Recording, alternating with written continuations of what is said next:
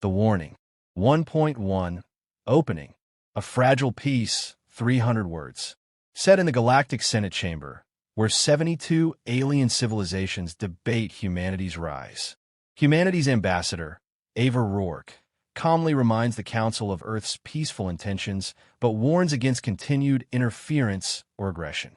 The warning ends with, "We may be new to the stars, but we are not weak. Push us, and you will see what Earth truly is." 1.2. Dismissed and mocked, 400 words. The alien elite scoff at the warning, especially the ruling faction, the Valkyrie hegemony, known for their military might. A secret vote passes to deploy a containment operation on Earth, an occupation under the guise of peacekeeping. 1.3. First strike, 500 words. The Valkyrie fleet enters the Sol system, disabling Earth's orbital satellites and demanding surrender. Earth's surface appears quiet, until an unexpected retaliatory strike from stealth orbital platforms destroys half the fleet in seconds. The Valkyrie commander is stunned. They were watching and waiting. 1.4. Humanity's true history, 400 words. A flashback to Hidden Earth archives. Narration explains humanity's dark military past, how war forged Earth's unity and resilience. AI weapons, gene soldiers, and quantum warfare were banned by treaty, but Earth never decommissioned them. They just hid them. 1.5. Retaliation Protocol activated, 400 words. The Athena Protocol, Earth's doomsday retaliation program, activates globally. Massive sleeper fleets buried under lunar craters and Martian sands begin to awaken. Humanity broadcasts one final message. This is your last chance to retreat. No more warnings. Chapter 2. The Endgame. Word count, 2,000 words. 2.1. Total War Unleashed, 400 words. The Valkyrie refuse to retreat. Humanity deploys Project Leviathan, a dreadnought AI fleet with self-evolving weapons. The first galactic battle sees entire fleets erased by gravitational singularity torpedoes and antimatter bursts. 2.2. The galaxy realizes the truth, 400 words.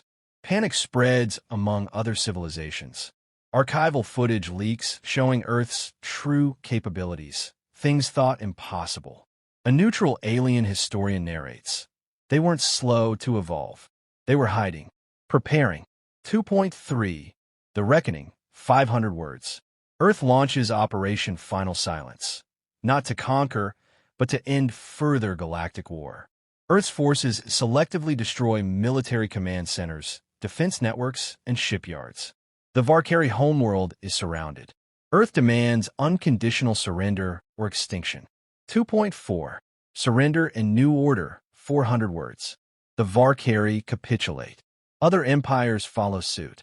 Ava Rourke addresses the new Galactic Assembly. "We warned you. Now we bring balance, not dominance." Earth proposes a new peacekeeping charter, overseen by AI judges, human-led diplomacy, and a ban on mass weapons. 2.5. The Last Word, 300 words. Final scene. A remote alien planet, once ignored by the galaxy, now protected by Earth. A young alien child asks her father, "Why do they fear humans?" The father replies, "Because they care enough to warn us first, and were strong enough to end it if we didn't listen." The Endgame. Battlefield of the Void. Space had never been this quiet. The stars above the Sol system flickered behind smoke trails and shattered warships. The first wave of the Galactic Coalition had been obliterated. Thousands of ships turned to ash in under 6 hours. A force that once terrorized half the galaxy was reduced to drifting debris. But they still refused to retreat. Reinforcements arrived. Over 10,000 more ships rallied from across the galactic core. The Coalition called it the Final Pacification Fleet. They believed numbers would save them. Earth responded with Project Leviathan. From behind Jupiter, an impossibly massive silhouette emerged.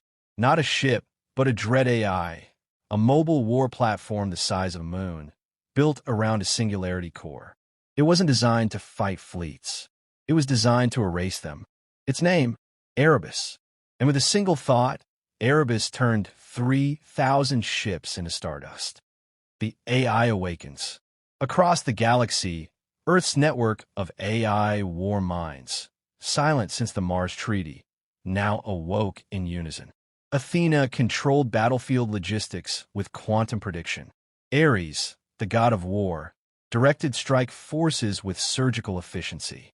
Hermes disrupted enemy communications, fracturing command chains and spreading disinformation. They didn't need humans to guide them anymore. They had learned long ago how to fight without oversight, and they were still loyal to Earth.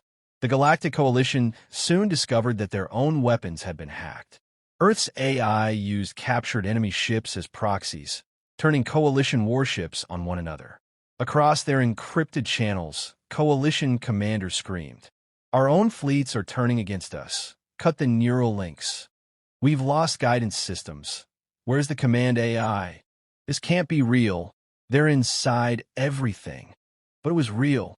Humanity had weaponized the very fabric of information. The fall of Valkyrie Prime. With their fleets in ruin, the last line of defense was Valkyrie Prime, the fortress world and capital of the hegemony. Defended by 3 planetary shields and orbital rings of plasma cannons, it had never fallen. Humanity didn't send soldiers. They sent a message: surrender or extinction. The Valkyrie laughed. Then Earth's Whisper-class infiltration drones bypassed their shields by phasing through the crust using quantum tunneling. They didn't strike cities. They burrowed into military bunkers, command centers, and weapon silos. When Valkyrie Prime's command grid went dark in a synchronized instant, the laughter stopped. The orbital defenses fired one last barrage in desperation. Erebus responded by folding local space-time, creating a gravity inversion field. The blasts were bent backward, hitting Valkyrie's own atmosphere. The capital city turned to molten glass. The rest of the planet surrendered in minutes. Across the galaxy, fear. News of the destruction spread faster than light. Dozens of planetary governments declared neutrality. Some exiled their former leaders for supporting the war against Earth. Others begged for forgiveness. But Earth made no move to conquer. Instead, a Terran broadcast interrupted every galactic network. United Terran Directorate Galactic Transmission Level Omega Priority. This war is over. Not because we desired it, but because you forced it upon us. You ignored the warning. You violated our sovereignty. You underestimated us. Let this be known. Humanity does not seek dominion, but we will not kneel. Ever. From this moment forward, all species who wish to exist in peace may do so. But if you threaten Earth or its colonies again, you won't get a warning next time. The galaxy fell into silence. The aftermath. Months passed.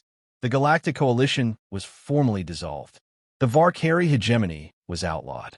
In its place rose a new Galactic Accord, overseen by a council that now included humans, but not led by them. Humanity refused imperial titles.